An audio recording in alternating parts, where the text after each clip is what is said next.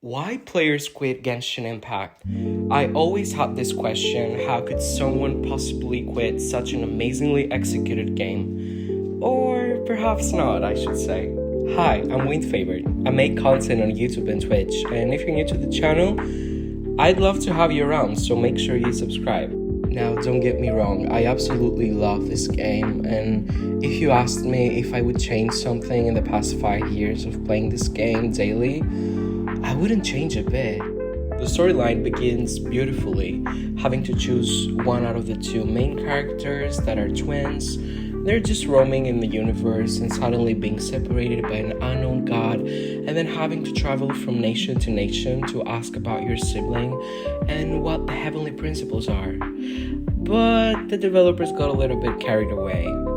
You see, it's really hard when you have such a big storyline and so many threads that you have to connect. And sometimes the story can become a little bit boring if you don't execute it perfectly.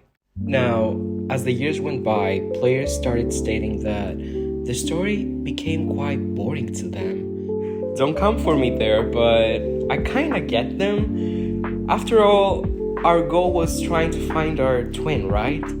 I mean, sure, I love the lore kept behind the scenes, but I think players would agree that it has been kept behind the scenes for a little bit too long. Now, moving on for the quality of life of free-to-play players, Genshin Impact hasn't been very rewarding to them. Having to complete side quests that took hours and hours only to get 20 to 30 Primo Gems wasn't a very pleasant experience. I mean, sure, it's a gacha game after all, so we all knew what we were getting involved to. But the system and the shop prices haven't been very fair to the players, considering that we're talking about a multi-billionaire dollar company here. Yeah, we've all been tempted to buy a battle pass and the Welkin of a Blessing Moon and some crystals perhaps, and they still have not been enough to guarantee you the character that you've been obsessed with. Moving on, this is really subjective, so it doesn't mean that I necessarily agree to this one, but I've noticed that a lot of players started quitting Genshin Impact, especially after Natlan released. Now, I'm not quite sure if it's about the new mechanics and the character designs of the region, or that they started comparing Natlan to previous regions that were big, such as Fontaine. But yeah, it has been a struggle for Natlan. Some visuals and sceneries from previous regions were a lot stronger than Natlan ones.